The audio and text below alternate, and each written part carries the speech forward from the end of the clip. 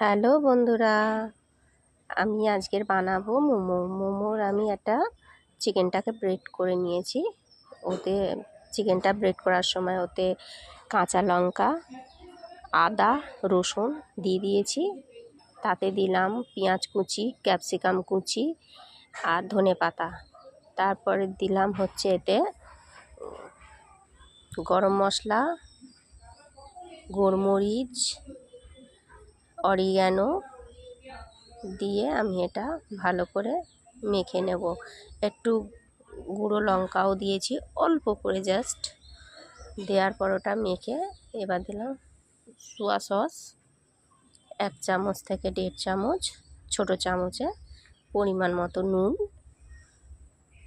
দিয়ে আমি এটা মেখে নেব। এটা আমি যেহেতু অনেকটা করেছিলাম ওই জন্য আমি কিছুটা রেখেও দিলাম। ময়দাতে একটু নুন দিয়েছি, দিয়ে একটু সাদা তেল দেব, দিয়ে ওটা ভালো করে মেখে এমনভাবে ডোটা হবে যেন খুব পাতলাও না হয় আবার খুব শক্ত না হয়। ওটা পরিমাণটা খুব দেখেই করতে হবে। অল্প অল্প জল দিয়ে আমি মেখে নিয়েছি, খুব টাইটও নয় আবার খুব পাতলাও নয়। দেখুন ডোটা খুব সুন্দর মাখা হয়েছে, নর্মাল। এবার আমি এটা একে একে মোমোগুলো গড়িয়ে নেব। এইভাবে বাড়িতে আপনারা ট্রাই করে দেখবেন।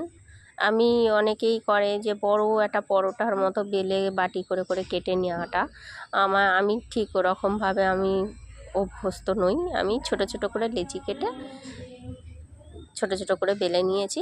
দেখুন আমি হাতে গড়িয়েওছি কয়েকটা, একটা কি দুটো আমি আপনাদের দেখে দিচ্ছি কিভাবে গড়তে হবে।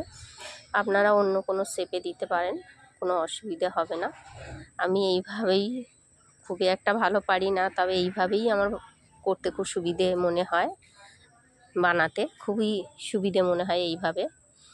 আপনারা চাইলে এইভাবেও করতে পারেন, অন্যভাবেও ট্রাই করতে পারেন। দেখুন আমি বানিয়ে নিয়েছি, দেখুন কত সুন্দর হয়েছে বানানোটা। আমার এটাতেই বেশি সুবিধে মনে হয়।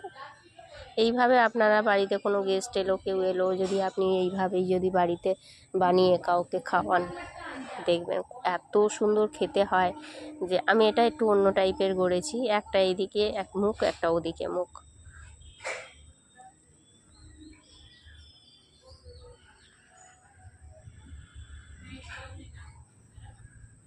হয়নি। ঠিক আছে, এইভাবে আপনারা, আমি সব কটা গড়ে নিয়েছি, আপনারা দেখুন।